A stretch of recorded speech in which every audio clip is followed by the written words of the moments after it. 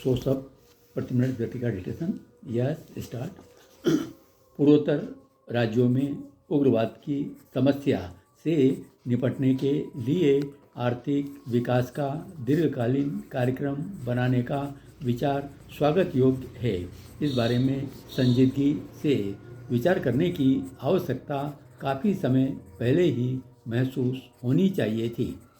यह दावा किया जा सकता है कि पूर्वोत्तर राज्यों में उग्रवादी गतिविधियां पहले से कम हैं और बहुत से क्षेत्र में जो पहले उग्रवादियों की हिंसा से त्रस्त थे अब सामान्य स्थिति की ओर बढ़ रहे हैं। तथापि समस्या का स्थायी समाधान नहीं हुआ है और ऐसे उदाहरणों की कमी नहीं है कि सामान्य प्रतीत होने वाले अंचल पुनः अशांति के शिकार हो गए हैं। यह तो माना ही जा सकता है असम में समस्या खत्म हो गई है।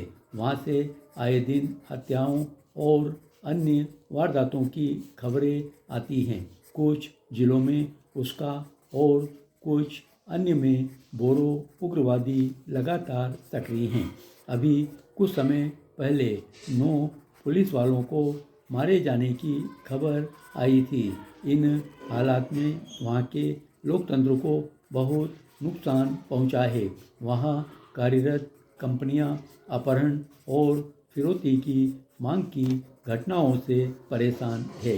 मुख्यमंत्री ने केंद्र से और सुरक्षा बलों को भेजने की मांग की है।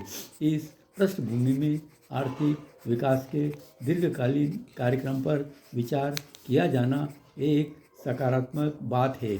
इससे यह भी ध्वनित होता है कि उग्रवाद की समस्या को मात्र कानून और व्यवस्था की समस्या मानकर चलना ठीक नहीं है। समस्या के बुनियादी पहलुओं की ओर ध्यान दिया जाना चाहिए। केंद्र ने पूर्वोत्तर राज्यों के पिछड़ेपन को दूर करने की आर्थिक विकास को गति देने के लिए 3 कार्यदल बनाए हैं, जिनकी रिपोर्ट के आधार पर विकास की कार्यनीति बनाने जाने की संभावना है। इन कार्य दलों का जिम्मा वित्त मंत्री, गृह मंत्री और वाणिज्य मंत्री जैसे वरिष्ठ मंत्रियों को दिया जाना है। इस मामले में केंद्र सरकार की संजीदगी दर्शाता है।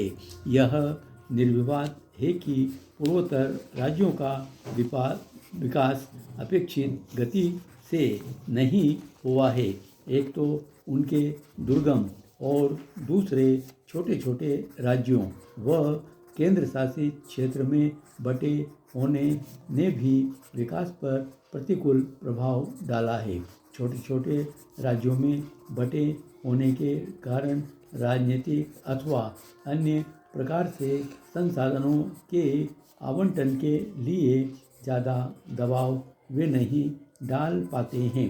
यह एक विडंबना है कि एक ओर उनकी क्षेत्रीय अथवा जनजातियों के समूह के रूप में विशिष्ट पहचान को अक्षुण्ण रखने के लिए छोटे राज्यों की स्थापना को जरूरी समझा गया, लेकिन दूसरी ओर समूचे पूर्वोत्तर को एक ही दृष्टि से देखा जाता है और एक जैसी समस्याओं से ग्रस्त समझा जाता है।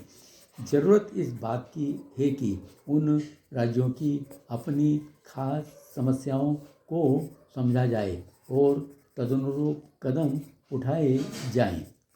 पूर्वोत्तर राज्यों पर एक नज़र डालने से यह स्पष्ट हो जाएगा कि वहाँ के लोग उपेक्षित और मुख्यधारा से कटा हुआ क्यों महसूस करते हैं।